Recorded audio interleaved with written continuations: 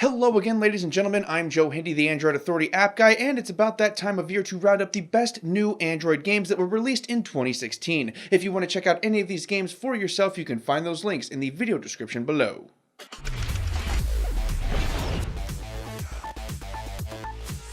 Overlux Constellations is an atmospheric puzzle game that takes place in space. It features slower mechanics that focus more on chilling out rather than fast-paced action. Your task will be to grow your planet to be larger than all of the other players. The game features 150 levels, full Android TV support, various modes and maps, online multiplayer support, and more. It's a bit expensive at $9.99, but you can download the game for free and play it a little bit before deciding to drop the money.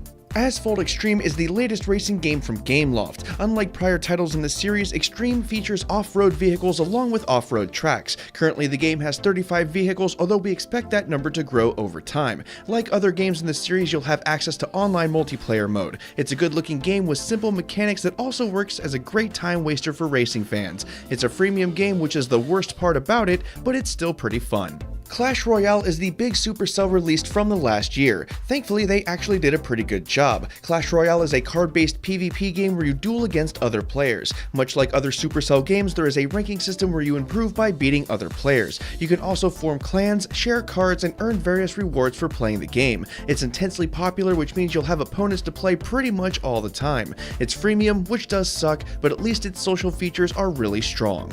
Don't Starve bills itself as an uncompromising wilderness survival game. Your job will be to explore the world, finding various things, defending yourself, and staying alive. The game has charming graphics, an open world to explore, and some of that classic indie developer quirk. It also has some popular features like an offline mode so you can play the game even without a web connection. It's a pay-once game so you won't be bugged by in-app purchases. The only downside is that the controls aren't quite as good as the PC version, but really, who expected that anyway? Exploding Kittens is a card game that was originally funded on Kickstarter. The basic premise is that everybody plays cards and draws until you get an Exploding Kitten card. If you don't have a Diffuse card, you lose the game. The winner is the last player standing. It features online playing capabilities for up to 5 players. You can also get the base game for $1.99 and buy additional content for the game through in-app purchases. It was one of the most funded mobile games on Kickstarter for a reason, and it's because it's fun. Square Enix released a ton of good games this year. Final Fantasy IX is pretty much as good as it gets. It's a complete port of the original PlayStation version for those who are interested. Along with the 25+ hour storyline, you'll have copious numbers of side quests to do and plenty of places to explore. The port also includes add-ons that make you practically invincible and rich if you just want to play through the storyline. It's insanely expensive at $20.99, but it does go on sale fairly often and there are no in-app purchases.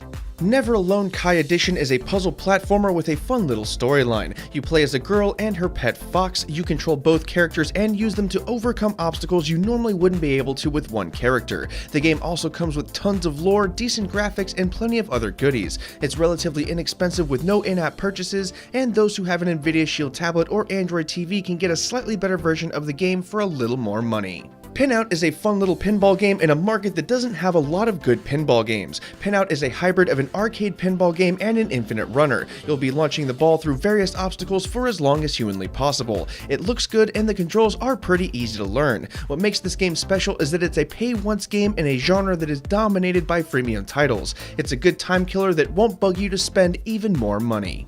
Pokemon Go did something that no other mobile game before it was able to do. It caused such a stir that people hated it on principle just because they hate popular things. It broke many mobile gaming records, including most active users. In case you've been living under a rock, Pokemon Go is a game where you use your GPS to go hunt and capture Pokemon in the real world. Even if you hate the idea of it, no one can deny how unique it really was. It used your GPS, Bluetooth, camera, and mobile connections in ways that no other game has, and that includes Ingress, which made it a truly mobile game. It was a cultural phenomenon, and as it turns out, it was pretty fun and unique.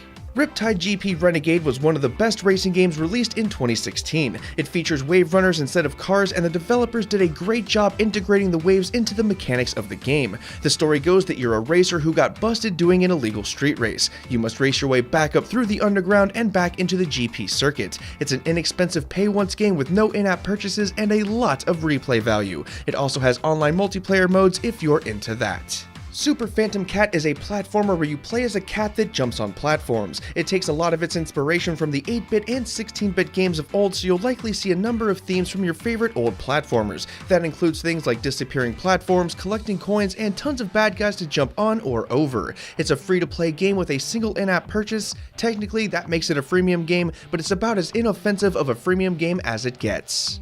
The Room 3 is the latest release of one of the best puzzle game franchises in all of mobile gaming. This iteration surpassed its predecessors by being larger and longer than before. On top of that, there are various endings to play through, which adds a surprising amount of replay value. It also supports cloud saving and redesigned touch controls from the previous games. For $1.99, you really can't do much better than this one. The 4.9 out of 5-star rating on Google Play also makes it the highest rated major game release this year. Titan Quest was originally a PC game that was released in 2006. It's been remastered and it's now on Android. With this game, you'll get a huge hack-and-slash adventure game with tons of stuff to do. It boasts 30 character classes, an open world, and a redesigned gameplay to work better on touchscreens. The developers boast a 60-hour playtime along with no advertising and no in-app purchases. This is one of the precious few open-world RPGs that isn't a freemium game, and it's definitely worth a shot.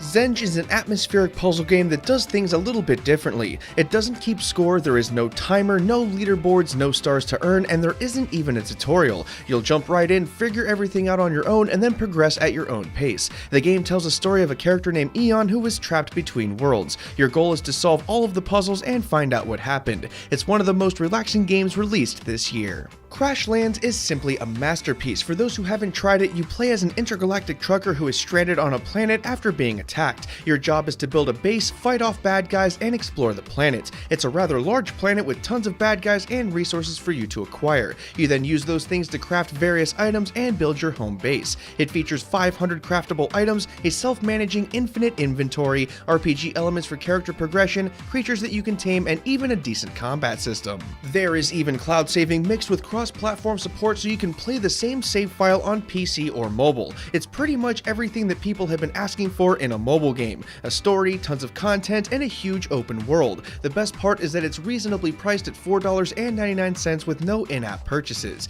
There really isn't anything to hate about this game, and it checks virtually every box that we could think of. That's why it's our pick for the best Android game released in 2016. And that about does it for this one, folks. If you want to keep watching, we have more best Android app and game lists linked up there on the screen and in the video description below. Don't forget that you can check out any of these games yourself using the links in the video description below, and keep it tuned to Android Authority because we are your source for all things Android. Thanks again for watching, everybody, and have a wonderful day.